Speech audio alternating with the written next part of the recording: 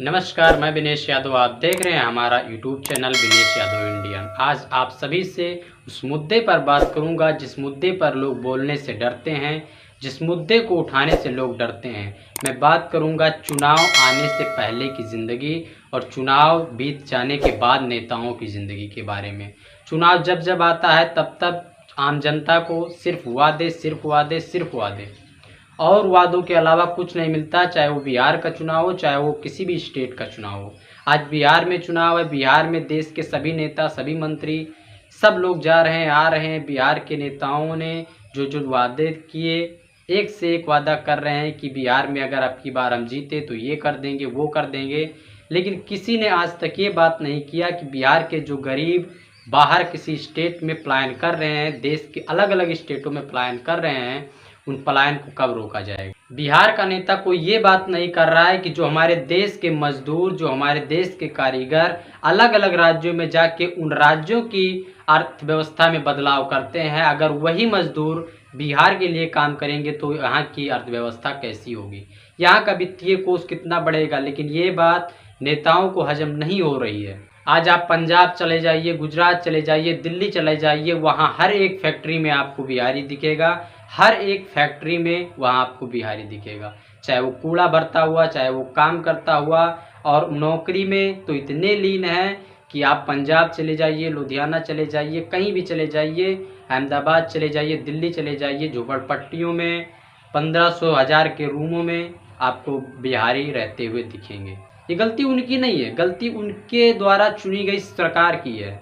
जब वो अपने वोट की वैल्यू नहीं समझ पाते कि हमारी वोट आज बिहार में ये सरकार ला रही है, ये बदलाव लाना चाहती है, तभी उनका विकास होगा। अगर वो अपने वोट की कीमत नहीं समझते हैं तो मेरा मानना है कि बिहार 25 साल पहले जैसा था, 25 साल बाद जैसा है, और आने वाले 25 साल बाद भी ऐसा ही बिहार रहेगा। आप सबको पता है कि बिहार के लोग कितने अच्छे होते हैं, लेकिन बिहार को अभी ज़रूरत है शिक्षा की, बिहार को ज़रूरत है रोज़गार की, बिहार को ज़रूरत है कोसी से बचने के लिए बांध की। बात मत बनाइए, बांध बनवाइए, जिससे कोसी के द्वारा बिहार के बिहारियों की जान बच सके।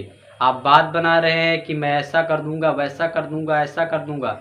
बात बनाना बंद करिए, पहले कोसी से लोगों को बचने के लिए बात बनवाइए, उसके बाद बात बनाइएगा। 2014 से 2025 तक आज सभी लोग बात ही तो सुन रहे हैं कि मन की बात सुन रहे हैं, आप किसानों के मन की बात नहीं सुन पा रहे हैं। उत्तर प्रदेश के किसान यूरिया के लिए परेशान है, पहले आप उनको यूरिया प्रदान करवाइए। ये बात बनाना बंद करिए, मन की बात। हम आपकी मन की बात सुनने नहीं, हम अपने मन की बात कहने के लिए आपको मुखिया बनाए हैं, हम अपने मन की बात को सुनवाने के लिए आपको प्रधानमंत्री बनाए हैं। आपकी सरकार किसानों के हक की बात करती है, कहाँ है किसानों का हक?